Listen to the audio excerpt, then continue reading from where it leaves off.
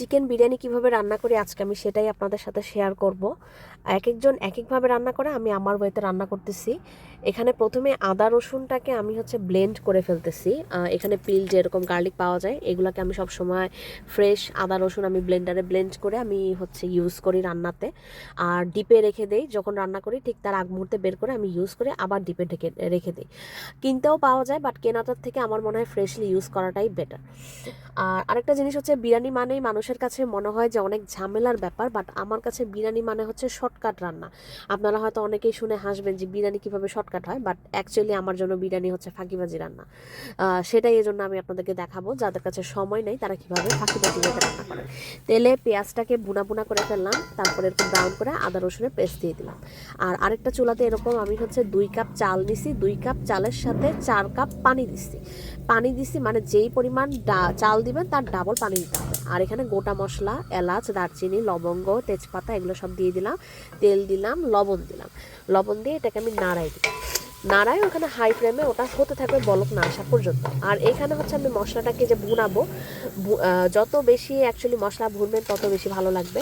আর আমি এখানে টমেটো দিয়ে দিলাম। অনেকে পানি দেয়, আমি পানি দিই না, আমি টমেটো দিই, কারণ টমেটোটা মেল্ট হইলে না একটা পানি বের হয় টমেটো থেকে, সেটা থেকেই আমার মশলাটা গ্রেভিও হয় এবং মশলাটা ভুনাও হয়। আর রাঁধুনি বিরিয়ানি মশলা দিয়ে দিলাম পুরা 1 প্যাকেট।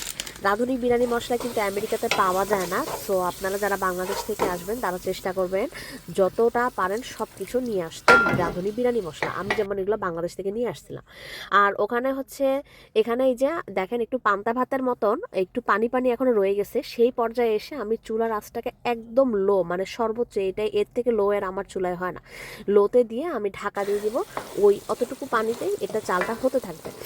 আর এখানে আমি একটু পানি দিয়ে দিছিলাম, আমার মনে হচ্ছিল একটু পানি লাগবে আমার আঁচের জন্যে, আমি আসলে ভুলে গেছিলাম, এই জন্য একটু লেগে যাচ্ছিল, এই জন্য একটু পানি দিয়ে দিলাম। পানি দিয়ে আমি মশলাটাকে আরও কিছুক্ষণ ভুনানোর পরে এই যে মাংস রেডি আমার ওখানে, মাংসটা আমি দিয়ে দিলাম। মাংসটা দিয়ে তাপটা আমি মিডিয়ামে রেখে লবণ দিয়ে এখন মাংসটার সাথে মশলাটা ভালো করে কষাবো একদম মিডিয়াম ফ্লেমে, প্রায় ঘড়ি ধরে 10 মিনিট।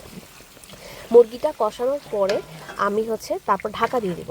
এই পর্যায়ে কোনো ধরনের পানি কিছুই দিব না, কারণ মুরগি থেকে এখানে অনেক পানি বের হবে, সো আমি মুরগিতে কোনো পানি দিই নাই। জাস্ট একদম তাপটাকে আমি মিডিয়ামে দিয়ে তারপরে এখন ঢাকা দিয়ে দিব। ঢাকা দিয়ে এটা হতে থাকবে। হয়ে যাওয়ার পরে এই যে আমি আমার মুরগি আর ভাতটাকে একটা বড় বলে নিয়ে একসাথে মিশায় ফেললাম, সালাদ কেটে ফেললাম। আর এই যে শেষে আবার আলু দিছিলাম, আলুকে হালকা তেলে ভেজে আমি আলু দিছিলাম মুরগির সাথে। এই ফাইনাল লুক, খেতেও ভালো ছিল,